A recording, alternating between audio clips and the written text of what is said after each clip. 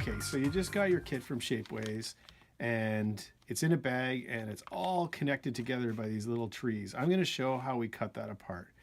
So to begin with, you need a couple tools. So obviously like a good knife is always going to help. But the other thing that has been really helpful to have is like these little, they're called sprue cutters. And this is for models, like plastic models. And this one's actually made by Testers. You can see the package there that I opened up. This is going to be really, really helpful in splitting the kit apart. So I just highly recommend getting a set of these or something like them at your local hobby store. So you get this from Shapeways, and I'm just going to open the bag so you can check this out.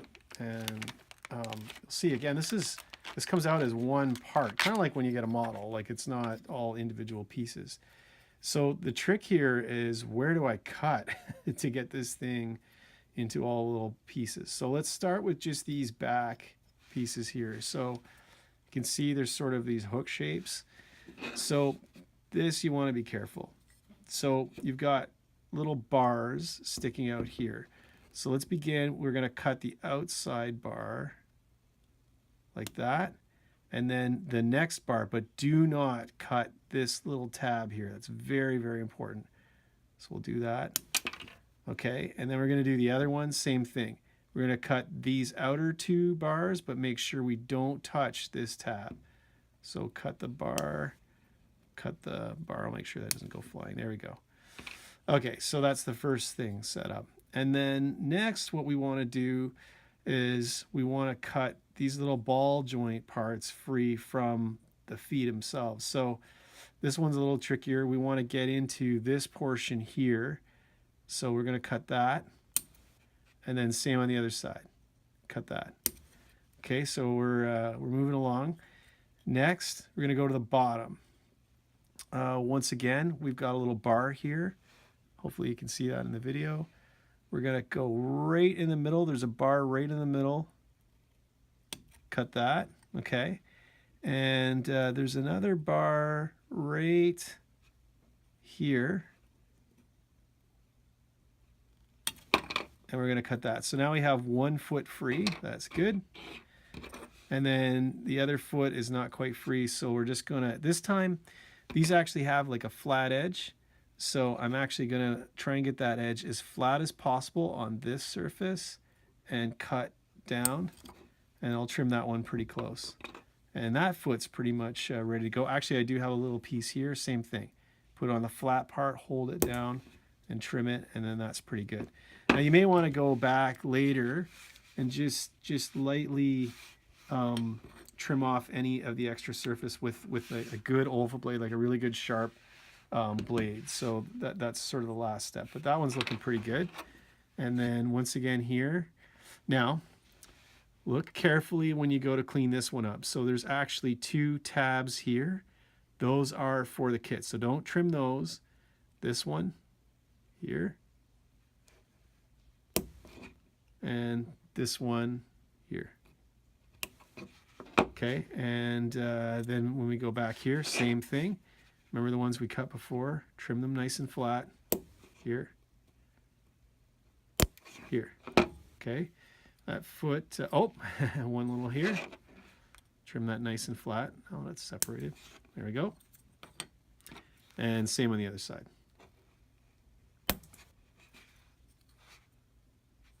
That's good, that's good. And then the last one here. Okay, so those feet are ready. Now we've got this part to separate. So first thing we're going to do is get the ball joints separated. So again, we've got a T-bar that goes across here. We're going to trim it on this side. We just clean off that little piece there. We're going to trim that off here. So that's good. There's just a little leftover flash here. Get rid of that. It's good. And then same on the other side. So again, this whole piece here is not needed. Trim it off. And then trim that part flat. Okay. Almost there. We've actually got these wheels, and this is a part you want to be really careful. These little tiny wheels. you can see there's actually like a little hook piece in there, and it's really important we don't damage that. So when we do this trimming, let's do it right in the middle and make sure we don't touch those little hooks at all. So I'm going to cut that there. Again, right kind of in the middle, maybe even just a little bit to the side, cut it. There we go, one wheel free. Same on the other side.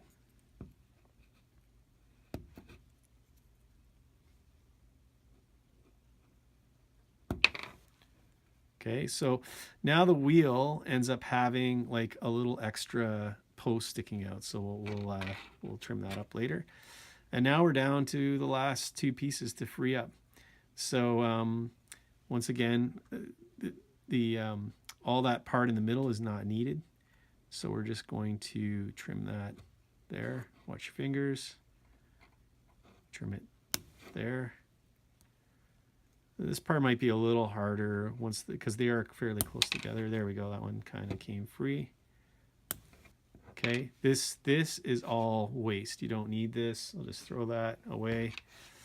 Same on the other side here. That, and put it there. Okay. So really the last step again is just this aspect of cleanup, and this is much easier with a tool like this to clean it up, because to get a knife in there and not hit any of the other geometry, that'd be really difficult. But with these little trimmers, I can get pretty close. I missed a little bit there, but I get pretty close, and that should work. Same with this little guy here. So you can just go through and trim these tabs flat. Hopefully it's pretty clear now which ones need to be done. On this one, you might have some questions. What do I do? Well, all of this extra component here can go away. None of that is needed. Shapeways changed the requirements. The connecting sprues now have to be 2 millimeters and in 2 places. So that's why there's all this extra trimming. The original kit was way simpler. But this one, unfortunately, is a fair amount of work. So make sure you don't get rid of these pieces there. Those are important as well. Oh, I forgot these wheels. I'll just get that done. Again, this you want to get as close to the bottom as possible. I'm just going to cut it on a bit of an angle. That's pretty much the wheels and the rest of the kit done and ready to go. And then once we're finished this, we'll go to the washing phase of your kit. And washing them really helps things fit well, helps make it paint easily, and it's the important next step. So we'll do that. I'm going to show how we wash parts that come from Shapeways. Shapeways, when they build up the parts, there's a little bit of dust actually on them, and the dust can even prevent some of the detail from coming through. Plus it affects the tolerances. The parts won't fit together as well when they have this dust on it. So our goal in the washing is to take some of that off. So I have the parts here.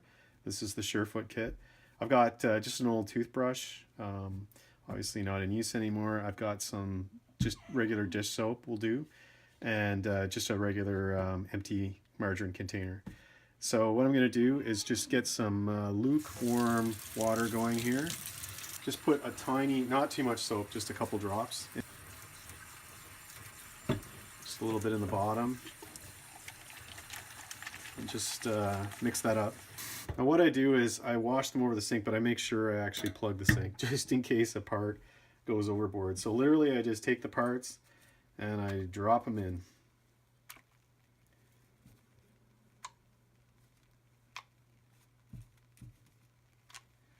Swish them around a little bit. Then what I'm going to do is I'm just going to grab one just to show you what it's like to do one. So I'll just take the toothbrush here and literally just brush it. It's pretty straightforward. Just get in all the little areas, like in this part where the ball joint is. You definitely want to get in there, get the bristles in there, try to get the white powder out. Maybe just dunk them a couple times, get in the edges. Sometimes you'll get some dust built up in there. It's nylon powder, I should say, not dust, but you'll get some nylon powder built up in there. Again, where you have mechanical joints or tabs is definitely a place you want to try and get the powder out. So then after you're done, just use that same lukewarm water, and just try to rinse the part off as best you can. Definitely you don't want any soap on there. And there you go. So now just what I do is I have this paper towel here. I'll just set them out to dry. I'll leave them to dry for about half a day. Actually, it takes a while for them to dry out. So I've got a few more parts done here. Again, they're waiting out to dry. I'm just going to show a couple other ones. This one has the ball joint. So again, we want to get around the edges of the joint, make sure there's no nylon powder buildup. And then in this portion here, there's a groove. This is where the toothbrush really helps, because you can go in there and get the powder out. Some parts from Shapeways have more powder than others. It depends a little bit on what printer that day, what operator that day, that kind of thing. Here's the wheel. This is another good one where inside that wheel, the toothbrush will really help get the powder out and make sure you get as much detail in the part as possible for before you go to paint. And then the same thing on the other side on the back. You want to make sure that this joint is free and clear of any nylon powder so it's easy to assemble. Make sure you rinse really well. And leave that to dry. So to paint the wheels, I've got Testors black and some thinner, and I'm just going to mix the paint, make it super thin. That's an important part of this, is just to put it in really thin coats. And it's almost like staining the parts. And I'm going to do this in several coats. So I'm just getting a little bit of paint on there. And I'm going to paint the entire wheel. I'll do the hubcap, like the silver part, last. And do it on top of the black. That's usually the easiest way to do it. I might even do it with a paint marker, just so I don't have to worry about staying inside the lines too much. So just kind of spin it around, make sure you get all the edges. And that's the first coat. And that should do it.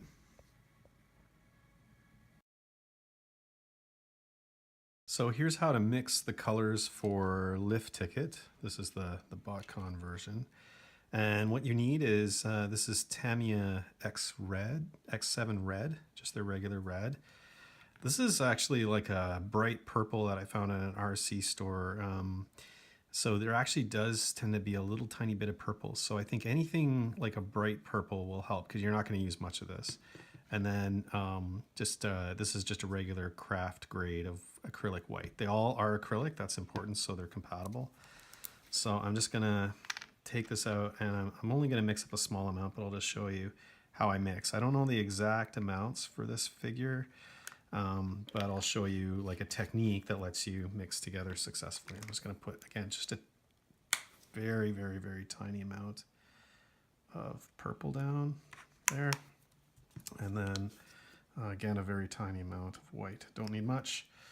Make sure you got lots of water close by as you go and mix. I'm going to take the brush here and draw this out, and then just a little tiny bit of white and put it in there. A little bit more white. That's getting pretty good there. And then just a little bit of the purple in. And then what I do is I literally just hold it up to the figure and look at that. Pretty accurate mix, pretty close. Maybe it just needs to be a little richer red. Just grab a little more of the red I have there. Yeah, that's really, really close match. So I've got that now.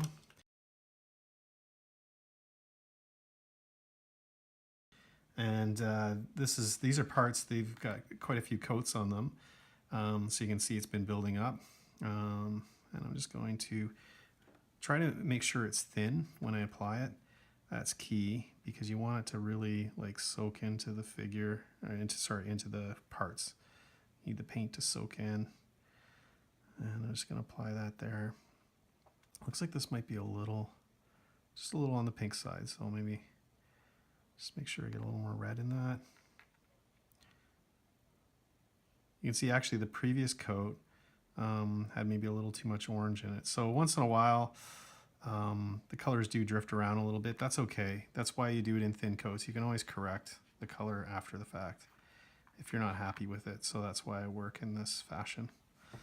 So that's how to mix up this color. So you can see after several coats I've been building up this part, and I'm getting it really close to the end result. And I wanted to show you a couple of quick things. First, for this little bit of yellow to match that yellow of the gun and these stripes here, what I've used is a little bit of this X7 and a little tiny bit of the X8.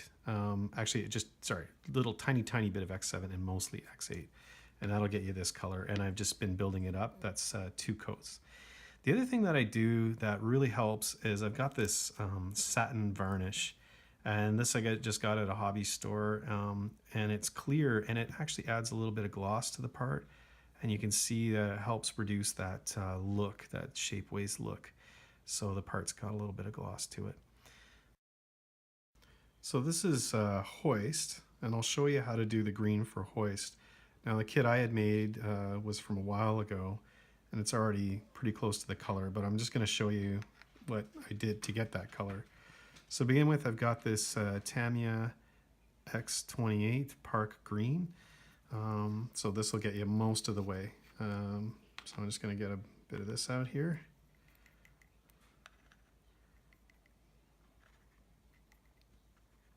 Spread that out, and then a very, very, very small amount of this X8 lemon yellow.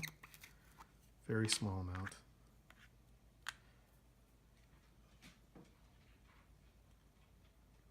Just put that up there. And then last, but certainly not least, is actually a tiny bit of silver. So in this case, I've got this flat aluminum. This works fairly well. I do find that, generally speaking, silver helps a lot with a lot of these projects when painting, because a lot of plastic actually has a tiny bit of metal flake in it. So by adding a little bit of silver, you actually help add a little bit of reflection inside the paint, and it really improves the look. So to mix here, I'm just going to get some water on my brush, and so we can see right away that this green is off, right? So I'm just going to test it in front of it.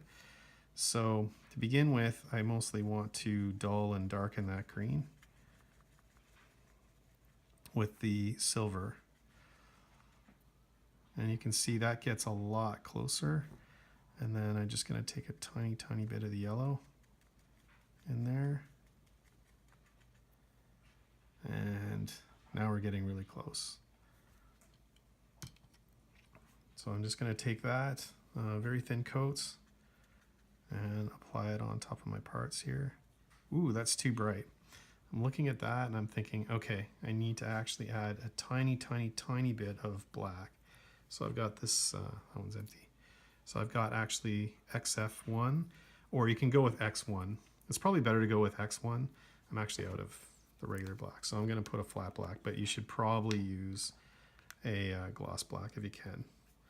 So I'm just going to put just a tiny drop of black down and bring that in.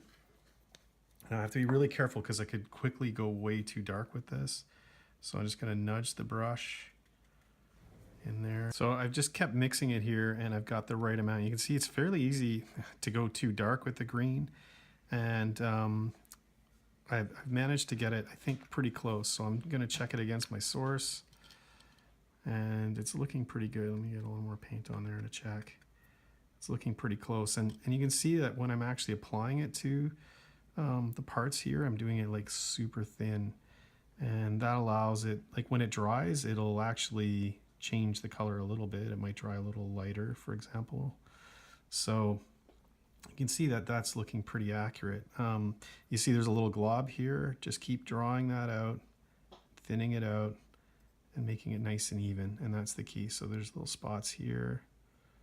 Just carefully drawing it out. Now this is tricky because I'm painting on an assembled unit, which, you know, I had painted this ages ago, and I'm just updating the color a little bit, freshening it a bit for you guys so you can see how to match. So that one's good. I'm going to go to this one here. Same thing. See, I've got sort of a little bit of the darker one is what I need here. Somewhere in the middle is where it looks about right. And I'm just going to apply that super thin. You can see how that just adds a tiny bit of color. The material is still soaking it up too, which is really important. What I find a lot of people do when they paint the Shapeways parts is they do paint them, they get the color, but they don't do enough coats. So lots of thin coats, like this thing probably has like 3 or 4 thin coats, maybe even more thin coats built up. And what that does is it really seals the parts, and then it makes them nice and smooth. You can see this part is way too dark.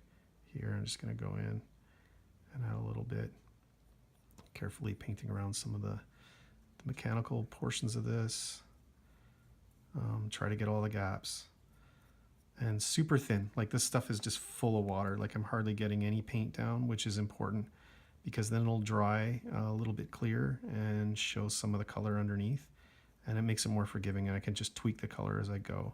Because if green, again, is one of the hardest colors to paint, you may not get it right the first time, but second, third, fourth time, you'll eventually get the formula just right, because it all depends on what paints you're using and how much you apply and how much water and all these things, right, add up to adjust the color.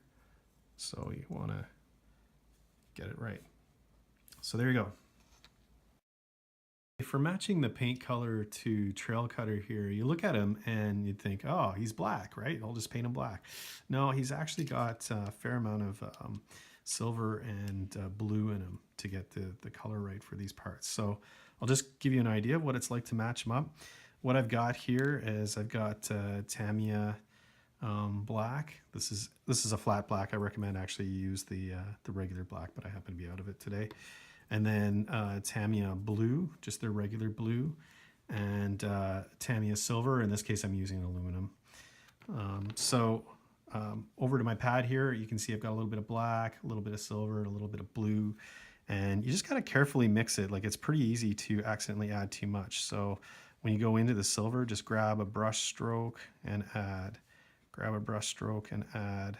And then I'll go to the blue, grab a brush stroke and add, and then kind of mix that together.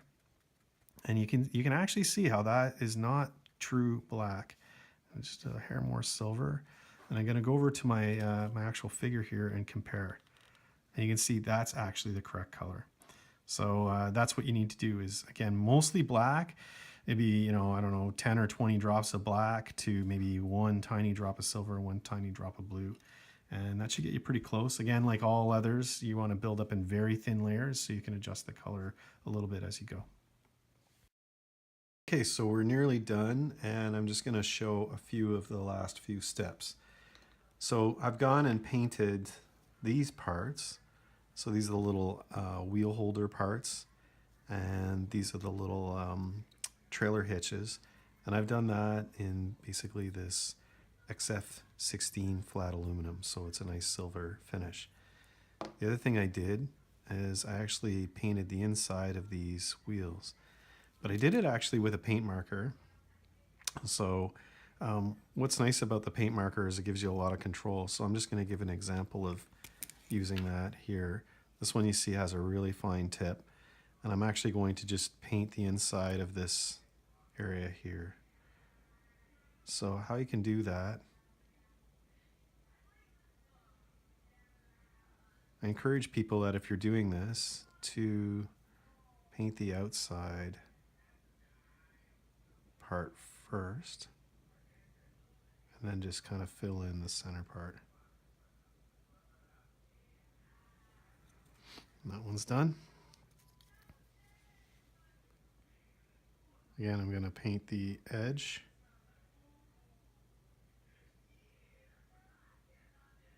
And there you go. Okay, so we finally get to assemble this this little kit. And to begin with, what you want to do is check how well these parts fit together.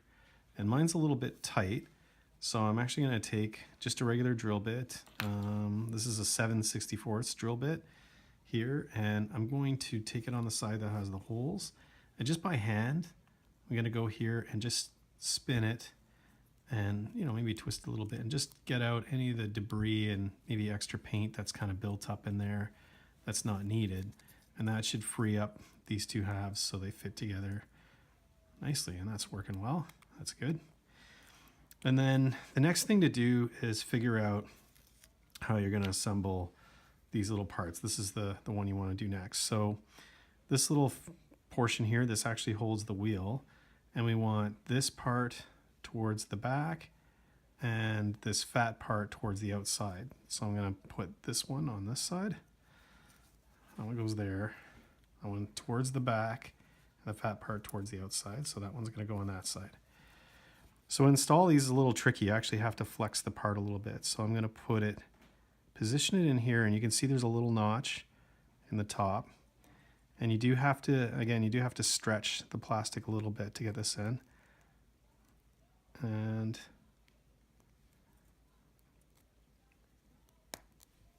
there you go. It's not quite seated in yet.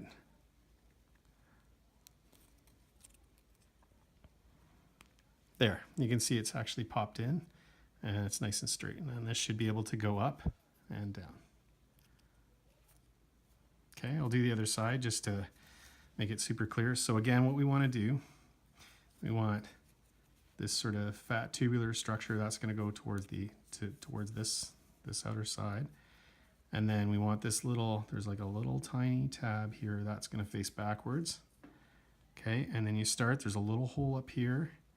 We're going to take this pin and put it in the hole. And then on this side, we need to just flex the wall enough and push like that. But you can see it's not in fully. Keep pushing. And then eventually the wall will flex around it and should hold it.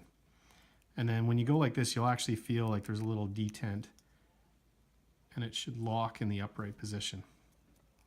Okay. Next thing is we've got these little wheels to install, and this is tricky. You can see these are very, very fine little snaps, and we want to put them in here. So I've got, let's see, this is a 1/8 bit. Let's see how that is. That's too tight. Definitely want to go down to this bit. Again, this is my 7/64 bit. And then to get these in, what you want to do, just going to get in close, you want to just sort of twist and rock just gently. And I rotate them as you go. And then you should be able to see on the other side what's happening. What you don't want to do is just jam them. You just want to rotate. And eventually they'll pop through. And there we go. So there's one wheel in. Okay, I'm going to do the other side. Again, same thing. We've got two little snap fits here. And we're basically going to, oh, I forgot to actually just check the hole diameter. Let's clean that out a little bit. Same thing. So I'm going to twist and rock gently. I'm not going to just jam it in, because if I jam it in, it could snap. Just let it flex. Rotate. Rotate. Gotta be a bit patient there, and then sure enough, it's in. It spins freely, and we're good. Okay, almost done. Next, what we're gonna do is we're gonna install these little parts. So how these work is we've actually got like a little tab here, and this tab needs to face backwards and outwards and bottom. So bottom corner. So this is for this side, and then this other one is for the other side. I can tell because that would put it in the bottom outer corner on this side. Okay, this little tab in the bottom and outer corner. And then what you're going to do is, once again, you've got like a snap to do. So we've got a ball joint here, and you literally can just push on this one, and it'll go. And it should be fairly snug, right? Because you want the ball joint to hold up the weight of the figure. And that's looking good. I'll do the other side. Same thing, right? This little piece, bottom outer corner. And once again, you got, I'm going to make sure I'm supporting it as I put pressure.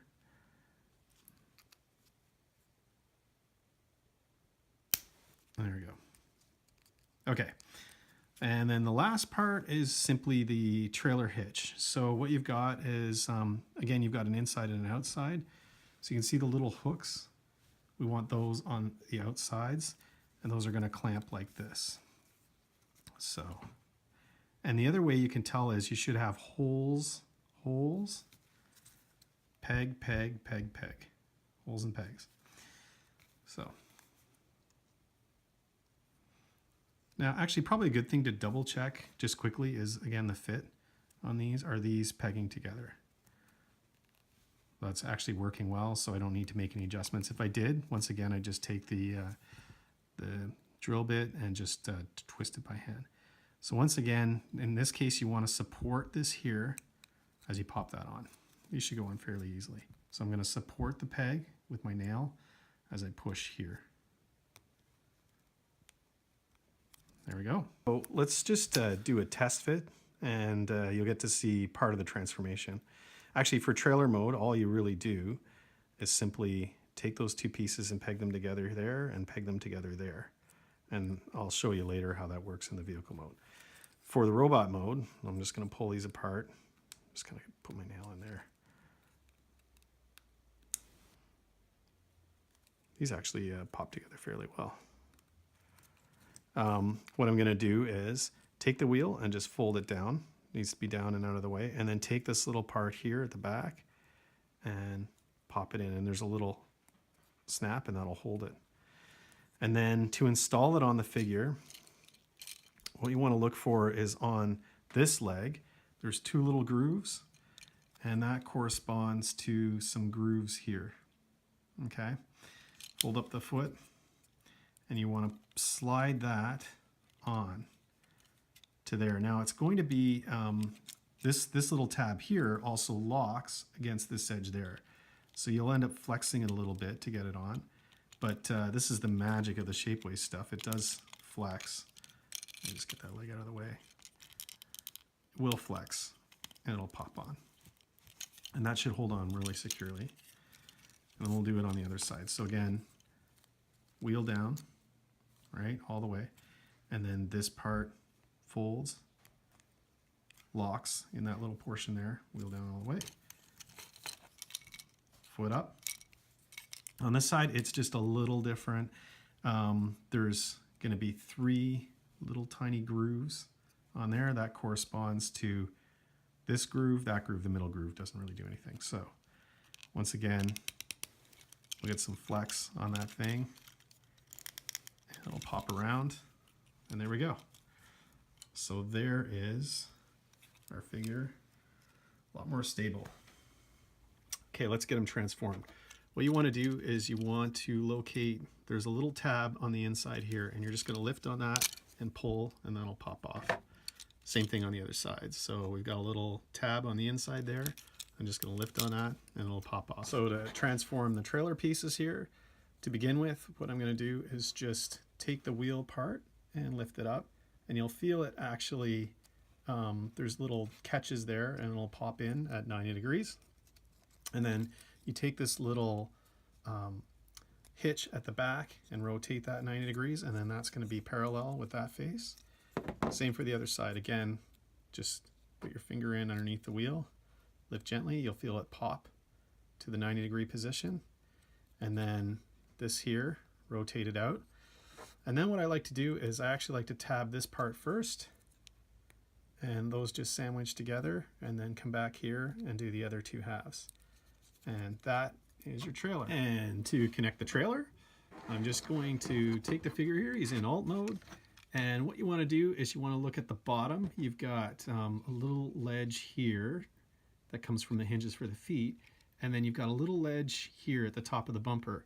So this portion goes to the top of the bumper, and this clamps around that bump on the hinge. So literally just do that and pop, and then it's on. And there he is in alt mode. Okay, a big thing about this kit, obviously, is that it adds height. That's the main reason why people will be interested. So let's start with a few comparisons. I've got his buddy here, Grapple. You can see finally he can stand next to him and not look like he's totally dwarfed. And just about all of you are going to have Classics Prime. So you can see they're now closer and more comparable in height, which is great. Here's another tall guy, Jazz. So they're now roughly the same height, which is great. And another really tall one, of course, is Sunstreaker. Sunstreaker's still, believe it or not, a little taller. But again, at least not dwarfed by him. Prowl as another comparison. Okay, looking pretty good next to Prowl. He has a hard time standing. So that's Prowl. And then let's look at even some mini bots here. So we've got Gears. As you can see, he's coming up to about waist level with Gears. And even little tiny Bumblebee. There's an old one, but a good one. So a little Legends Bumblebee. So that just gives you a sense of the height. Now, I'm just going to spend a couple seconds on our articulation. So this does also add like stability and articulation. So he's going to be more stable forward and backward thanks to just bigger feet, hence the name Surefoot. You can do some neat poses with this, like you can do like the classic high kick thing. So let me just see if I can get this balanced. You get it in the right position. So that's now possible. The feet themselves actually have just a little bit of articulation, like quite a bit of ankle tilt was an important part of this. There's not much really forward or back. You know, this is a ball joint, so there's a tiny bit in there. But there is a little bit of rotation left and right, mostly towards the center, but a little bit outwards. So that'll let you, you can use, you know, your thigh rotation, but you can also use a little bit of the foot rotation to angle them outwards. So again, that'll give you a little more interesting opportunity for poses, something a little more dynamic and majestic. So there you go.